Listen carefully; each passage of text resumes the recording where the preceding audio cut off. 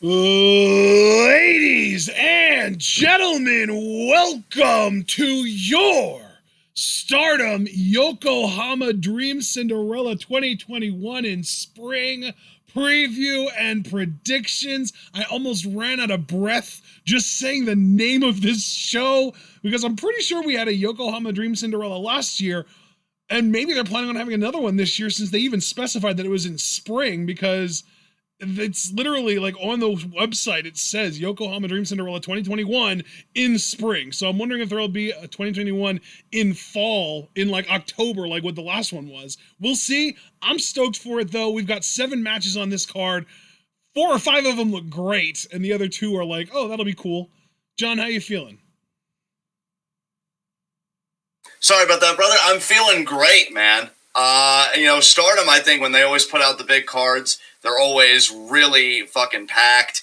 And, I mean, we got the 5-on-5 team elimination match. The last member to be eliminated from the losing team must leave their faction. Tam, Natsupoi, it's a far more personal matchup than I think either one of us initially realized. Obviously, Utami versus B for the world title. I'm sweating for Utami a little bit, man. I don't think it's going to be easy for her. I really can't wait to talk about that match specifically. I'll be honest, I love DDM. I love DDM so much, but I did kind of roll my eyes knowing that they're going to main event another show, and I think you put it perfectly on the last Stardom Live reactions we had. I think it's just Bushiroad and Stardom betting the house, on Giulia, really putting the company on her back, which, I mean, good for her individually. It's just, I feel bad for Utami, if I'm honest. Like, you're the world champion, right? Like, you did all this stuff, and you're kind of playing second fiddle to somebody that isn't even the world champion. I'll probably feel a lot better about it, to be honest, if Giulia does win the world title this year. Because then at least, it's like you've got the person that you want to be in that position with the world title to go with it. So, I'm kind of a purist and a traditionalist in that way. But even the undercard matches, particularly Momo versus Mina, I'm really fascinated by. So, yeah, I think this could be a really, really strong card for Stardom. As far as hype levels go, since we do that here with every preview predictions, I'd say because it's Stardom, I'm at a 9 out of 10 for this. I'm expecting some real bangers coming out of this show, so. Honestly, exact same here, 9 out of 10 on the dot. I gotta tell you, man, even though I do agree with you that on this card in particular, I don't understand why the tag titles, just because Giulia is involved, are main eventing over Utami B.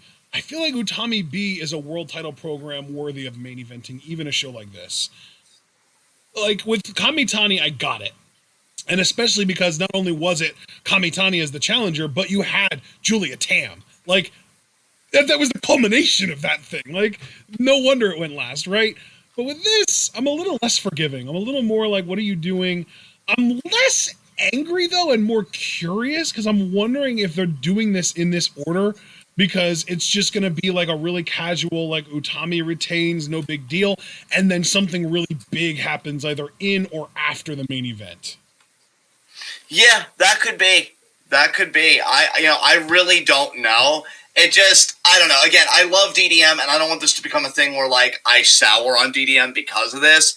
But it is a bit irritating. I'm not going to lie. Like, I just got to own my feelings. Yeah. It does annoy me a little bit that this is happening. Because it's like, Utami, I think it's not her fault. I wish her title reign hasn't been quite as a bit underwhelming as it has been. I do think it's picking up a bit heat because I hate to give B. Priestley credit, but she does look like a really strong challenger going into this. But it's like, I get that Giulia, you have a lot in her, and you should. She's incredibly talented again. That's why I want to be very even-handed in my analysis here. Yeah. I just think for this faction, you're giving them a lot. Like, if anything, dude, Queen's Quest has been the most fire faction lately. I want to see them main event more, like, as a faction. But yeah, that's just me. I just wanted to have that little interlude, and yeah, I guess we can start talking about these matches here. I guess thankfully for them, they aren't in any factional warfares that might cost them members the way that stars at Oedo Tai are, right? That's true. That's very true. So I guess let's get into our first matchup here. Yes, first match very, very much feels like an undercard match, although Azumi is here. Although then again, 3 years ago, she would have been in undercard matches much more often too.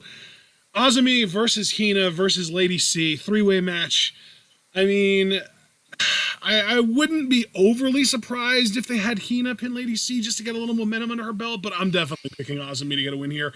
Most likely just Azumi Sushi on, really take your pick. She could do it to Hina or Lady C. I'm going to say she'll do it to Lady C just because there's the interfactional warm feelings towards Hina.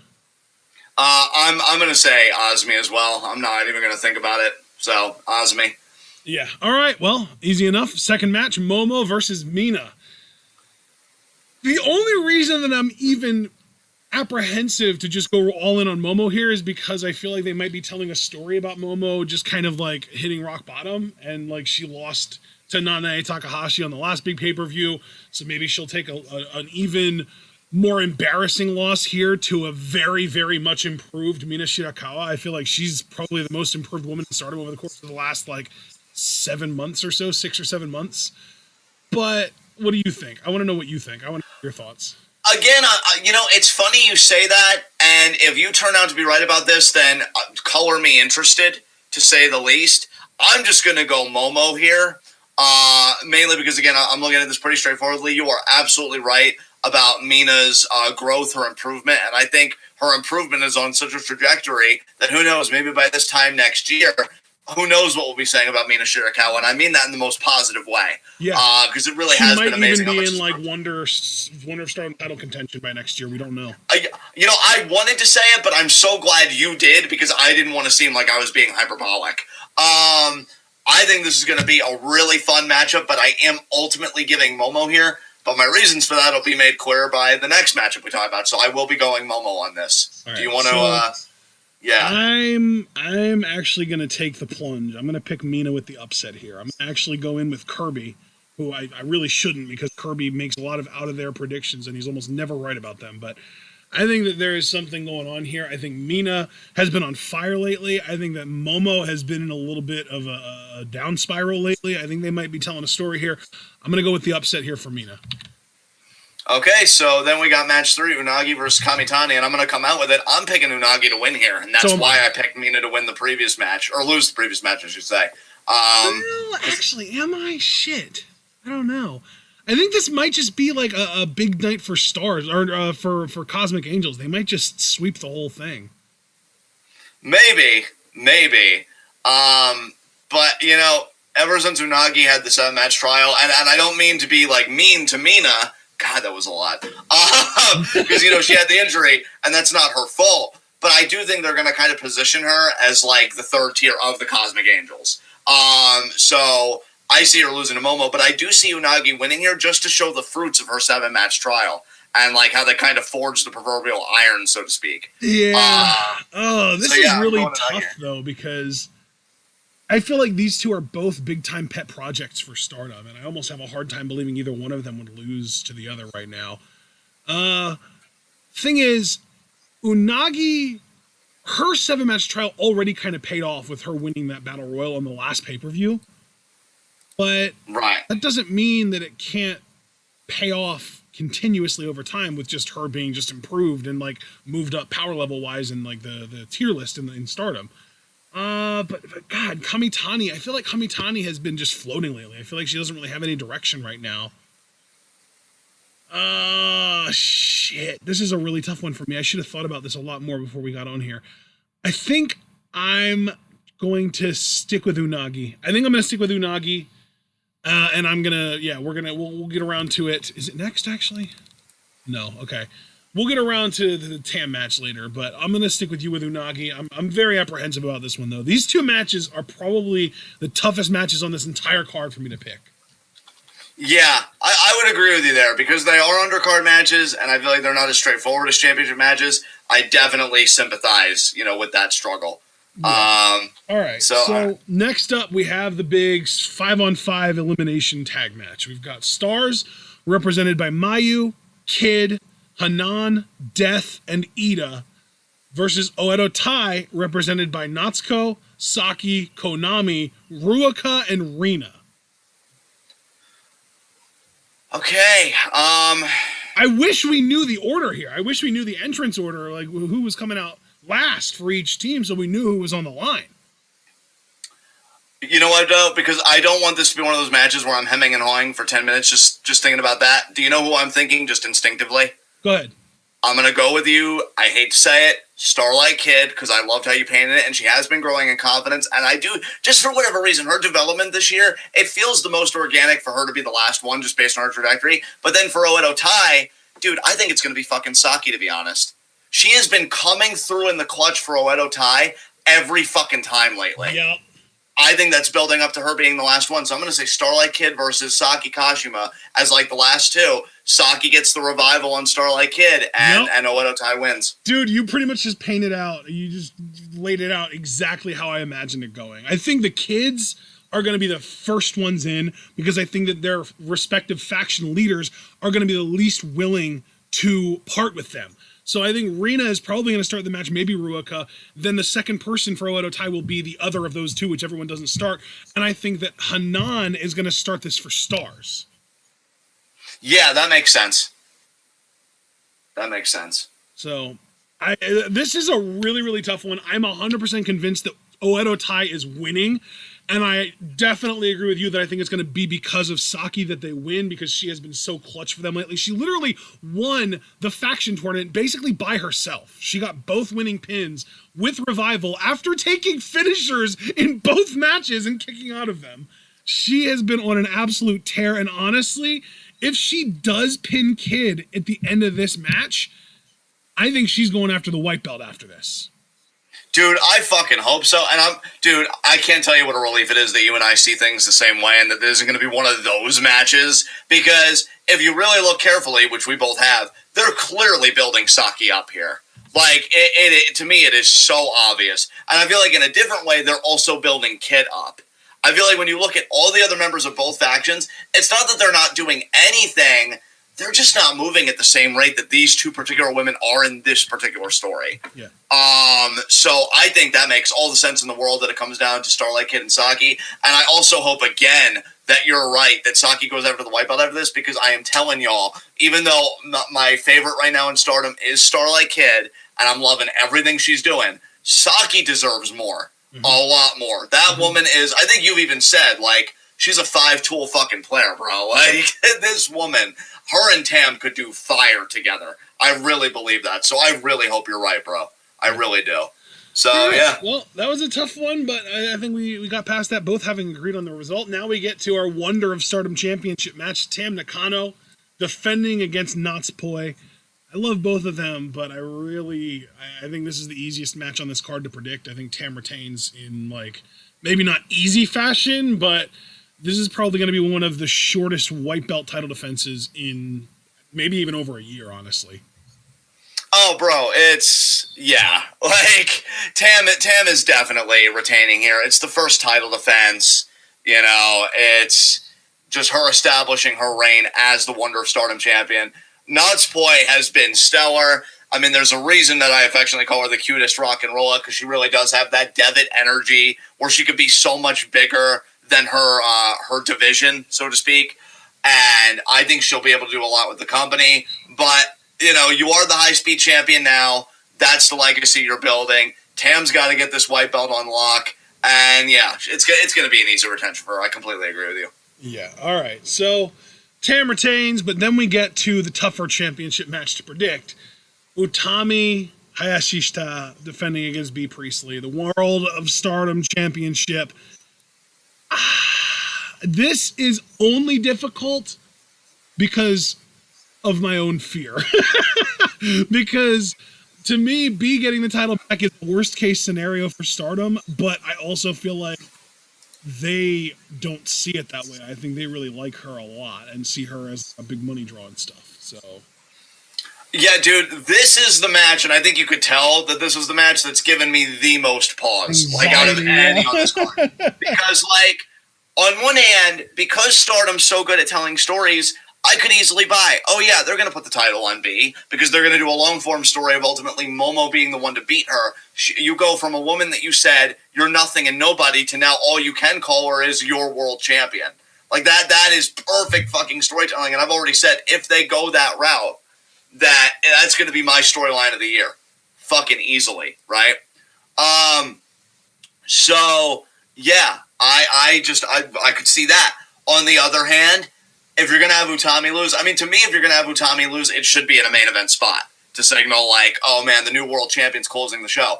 And honestly, even though it's such basic bitch logic, and if I'm truthful, I actually prefer the logic that has B winning more. Because even though it would hurt in the short term, and I know people that groan about B, I do it too, long term, to get Momo the red belt that I feel like she's been primed for so long, worth it. You hurt now, so you can be joyous later, right? I'm going to go with the basic bitch mentality of this ain't main eventing, so they're not doing shit. Utami's retaining. I agree. I actually agree with you there. I think there's definitely a story that they could tell if they wanted to about Momo, fighting her bully and taking the title away from B after B wins it. But I think at the end of the day, that red belt, maybe I'm going a little too far here when I say this, but in my opinion, Utami's keeping that thing warm for Giulia. I would agree with you. And see, that's what I mean about when it's not main eventing, they're not doing shit, because when Utami and Giulia do main event for that red belt, I'm going to be calling a title change. I'll let you all know right now. Yeah. I'll be calling a title change straight up. Whenever it happens, if it happens next month, if it happens 4 months from now, if it happens in October or November, no matter when it happens, assuming Utami holds the title until her first match defending it against Giulia, we're picking a title change on that show. Yeah, absolutely. Absolutely. Giulia, so yeah, I think we're both legitimately like, she's like the fucking anointed one at this point. Yeah. And the thing is, I say that sounding a little bitter, but like, who would be a better choice for the anointed one in Stardom, really? No, that's you and I are in the same position. It's not that I'm bitter about it. It's just that, like, if you're going to do it, I guess what I'm really saying is, hey, if you're going to do it, commit. And Stardom responds with, give us time, because the 5-star is only a few months away. Like, just be patient, right? Because we're going to go all the way with this. Yeah. Because in the meantime, while I'm waiting for them to go all the way, it's like, this really isn't fair to Utami.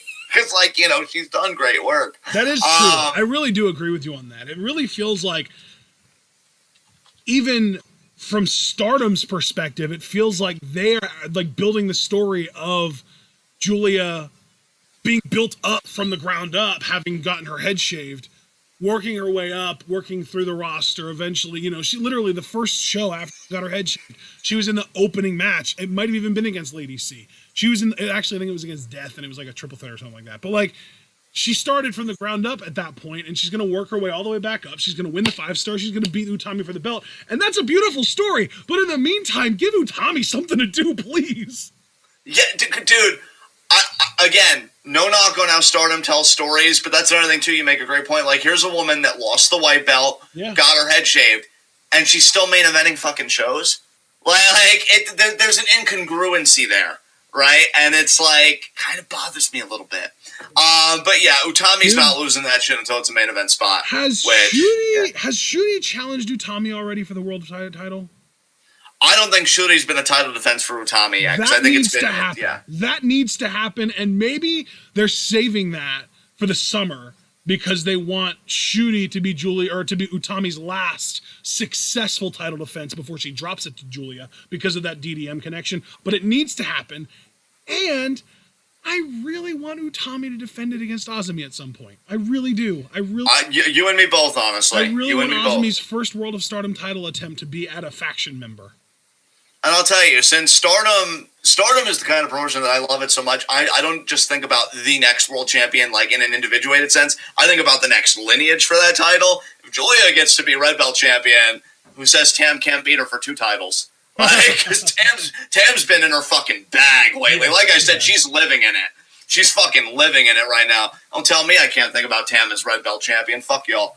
So yeah, Utami's fucking retaining because it's not the main event. So, but what is the main event are these goddess titles. And how do you feel about this, man? This intrigues me because we've got MaiHime defending against Giulia and Syuri, but there's just a big part of the wrestling traditionalist in me that says if something unconventional is main eventing a show, it's because some weird shit is about to go down. And I just can't figure out what.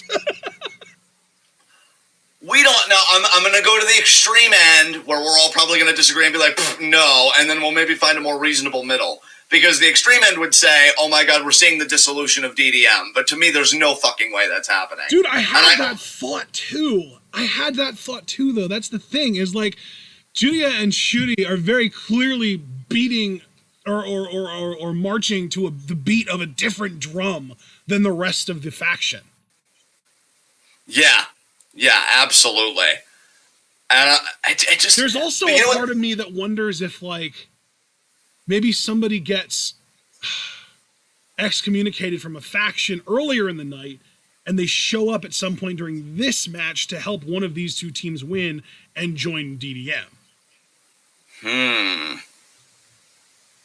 And then there's another thing that's like, oh, you know, on the last pay-per-view, we did have Yoshiko and Nanae Takahashi both in singles matches, but they were both non-title singles matches. Maybe we'll get like a video or an appearance from them at the end of this match to challenge for the goddess belts together. Yeah, that's a good point. That could happen. That's what I'm saying, though, is like if an unconventional match main eventing just triggers that, like, okay, something has to happen there part of my brain, because it just feels like there's no way that this match is just going to happen and it's just going to be a regular title retention and then everyone's going to smile and close the show afterwards. This is too big of a show and too big of a spot for that to be it, right? Right. I just don't know exactly what's going on. Like, I'm a little confused, admittedly. I am too, because it's like, and that's the thing, even if it was more seed planning, like maybe this match really is just another seed and not the garden flourishing before our eyes, right? With like the big implosion, whatever. I just don't know. Because, dude, the way Micah and Himeka talked to Giulia before that bronze match was like, her down like they were talking shit. Seriously. No, it was visceral, because, like, here's the thing too, guys. I'm coming at this from the vantage point of, I distinctly remember the Himeka Giulia rivalry for the white belt, and yeah, Himeka was puffing her chest out and she was teasing, but no, this was visceral. Like the smack talk between that match and this upcoming match was night and day to me. Like, something has changed here. And that's why I agree with you, bro, that, like, Syuri has definitely bonded with Giulia, which I got to give credit to Stardom for their storytelling again, because we knew that their bond got closer because they beat the hell out of each other in that double title match several months ago. And I feel like their relationship has been more intimate ever since that match. And then, of course, Micah and Himeka are going to be a team because it's like, oh, we won the goddess belts together. We've been in the same faction, blah, blah, blah. And then who gets to fight for custody of Natsupoi? I don't know. I don't know. Maybe because once you think about it, has Micah really been talking any shit to Giulia? I feel like they're like besties. I think she joined in that backstage segment, though, didn't she? We would have to go back and look. I feel like it was mostly Himeka that was talking the shit, though. Which, again, makes sense narratively because Giulia humbled her in that white belt match. Yeah. And I don't think Himeka's ever really felt right about that. Yeah. Who do we fucking... easy choice, again, being straightforward, would say champions retain. And I think by that metric, we have no titles changing hands here on this show, if I go that route. There's also a big part of me, though, that's like, okay, Giulia is fresh removed from a Wonder of Stardom run. They're not going to have her go back after that. And she's probably a good 4 or 5 months removed from going after the red belt, since that's probably going to be a 5-star story. What does she do in the meantime? Well, they could give her the tag titles with Syuri. They kind of have their, like, matching casual, like, informal gear that they've been rocking lately. They've got a cool aesthetic. They could win here, and then there's a part of me that wonders if Himeka might get excommunicated from DDM. Ooh, dude. Like, the thought in my mind is Himeka takes the pin, Micah gets in her face, maybe we get a shoving match, and then we get like a 3-on-1, or maybe Natsupoi comes out and joins. I doubt it, but I don't know. Beat down on Himeka, and she's just out. I don't know. Because here's the thing, dude.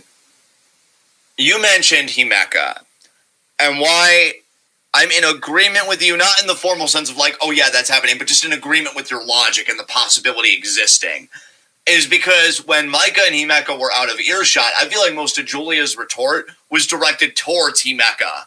Like, I distinctly remember her saying, like, you've got this big body and yet it, like, goes to waste. Yeah. Almost saying, like, you've got all this power and you waste it. Yeah. So there's been we always hear Himeka talk about, oh, big is cute, and, like, she cares about that kind of stuff. I almost wonder if Stardom maybe found something out, and maybe Jungle won't be back as soon as they thought, and they want to get a powerhouse in Stars, so they have Himeka join Stars then. Oh, okay. I just have to pump the brakes on that, right? Because like that's I'm extrapolating a lot. I know. Yeah. So like, no, I'm not even saying it in a bad way because I love your energy. I just need to pump the brakes just to get my own thoughts in order. Yes. Because yeah, like if you just strip it down and you streamline it, the most tense relationship in DDM by far is Giulia and Himeka. Like by far. So that relationship has got to implode. And Giulia made DDM. There's no way she's getting excommunicated from her own faction, although I don't even know how it would feel if Stardom had those kinds of balls. So Himeka would be it. Because Jungle had serious shit operated on. Like, I figured it was still going to be a minute before we saw her again. I still hope she can be back in time for the 5-star. I think it was like one of her knees and both of her shoulders, or both of her knees and one of her shoulders. It was one of those. I know it was both of one and one of the other. And I know that it was her knee and or knees, and then her shoulder and or shoulders. I just don't remember what the actual combination is there. But I already didn't expect to see her back until like August-ish, maybe 5-star at the earliest. But I am really wondering now if maybe her return got pushed back so maybe she'll miss the 5-star or something. I don't know. Because like if I could just put another log on the fire here.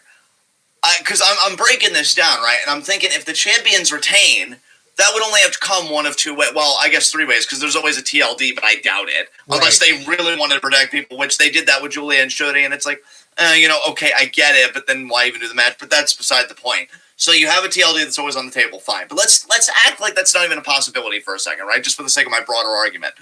You either have Giulia eat the pin or submission, or Syuri. If you have Giulia do it, she just got done losing the white belt in her hair. I don't think they want to push her down any further. So that doesn't sit right with me. If it's Syuri, Syuri's more plausible in the sense that the person that does it, say, for example, it's Micah. She could go SWA title. But here's the other problem with that. Giulia still has nothing to do. And you just got done saying, how do we keep Giulia busy? Yeah. And I don't think like just a random feud with Himeka would do it just because of their tense relationship. So when you look at they already had a title feud at towards the middle and end of last year. So it's not like, them two feuding is new territory by any means. It's not. We've seen it. Exactly. So with higher stakes too, which I think matters. Just really using your initial logic as a springboard and then kind of fleshing it out by really examining explicitly the possibilities at play here. The best thing for Stardom to do would be a title change.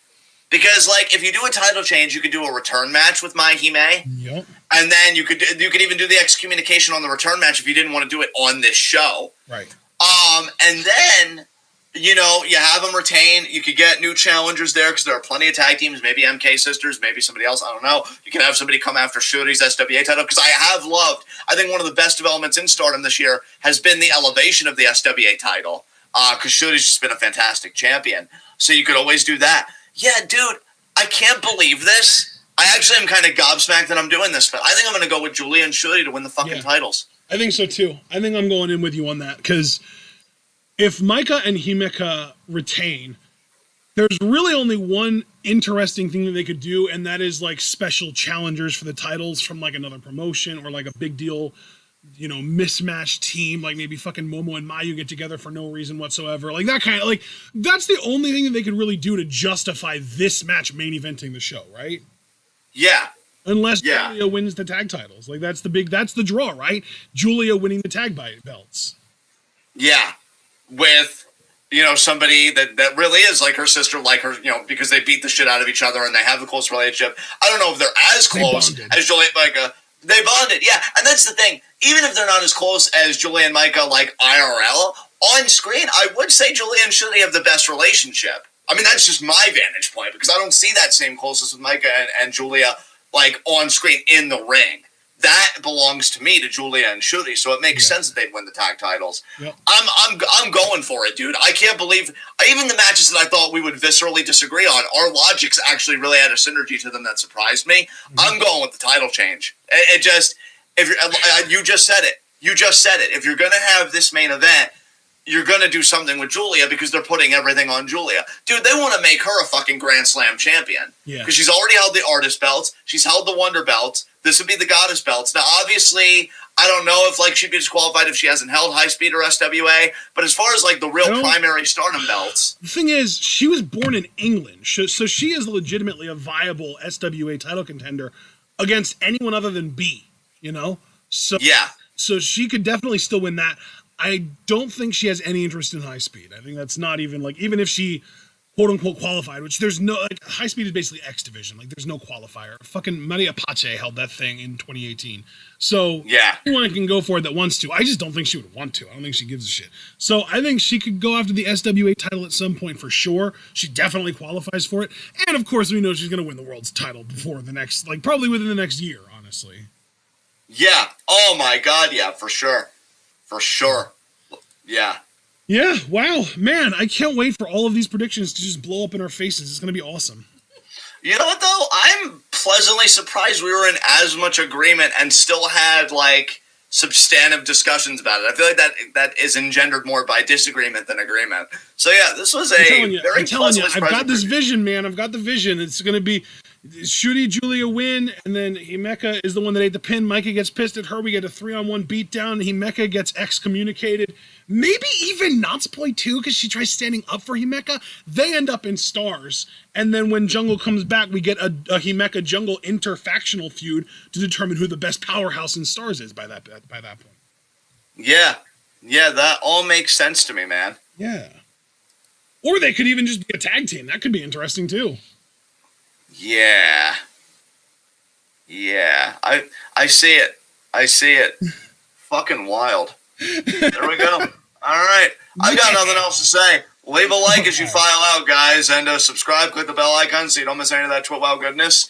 We'll see you fucking tomorrow at 5 for Sakura Genesis, and hopefully, you know, William gets kneed in the fucking face, thereby improving the face. But we'll see. Yeah, check out everything we're involved in down below, and we'll see you then. I'm going to hand it over to Ash and take us home. What the fuck just happened? Ladies and gentlemen, we hope that you all enjoyed this preview and prediction. Let us know what you think is going to happen once this video is fully processed down in the comments section. What do you think's going to happen here? We've had some weird-ass predictions. I'm picking Mina Shirakawa to beat Momo Watanabe. What the fuck is wrong with me? And we're both predicting a title change in the main event. I don't even know what's going on. I think the most intriguing match on this show, just storyline-wise, is the 5-on-5 tag match, because what the fuck's going to happen there? I don't know. I don't think anyone actually knows. I'm very, very excited to see it. We're going to have to do a hell of an effort job to try and avoid spoilers to this show. I think we're going to be live reacting to it on Thursday. Hopefully that doesn't blow up in our faces. We will see you all, though, like John said, tomorrow at 5 for Sakura Genesis. Then we've got Monday off, and then Tuesday begins the 9 days of TwitWow consistency, because we have got on Tuesday NXT TakeOver Stand and Deliver preview predictions. Then on Wednesday, NXT TakeOver Stand and Deliver live reactions. Then on Thursday, also Stand and Deliver live reactions, but then also live reactions to this show, Yokohama Dream Cinderella. Then on Friday, we are going to be live reacting to SmackDown and then previewing and predicting SmackDown or WrestleMania 37, which we will be then live reacting to on Saturday and Sunday. And then on Monday, we've got post WrestleMania live reactions because it's Raw. We always react to that, but we'll be doing that on Twitch while probably playing Rocket League or something, maybe Brawlhalla, I don't know. And yeah, the following week is just going to be more live. We're going to live react to NXT on a Tuesday then, because that's the new day for it. And then SmackDown Twitch stream as well. So we hope that you're looking forward to all that. And of course, we hope that you're all able to remember to stay tuned.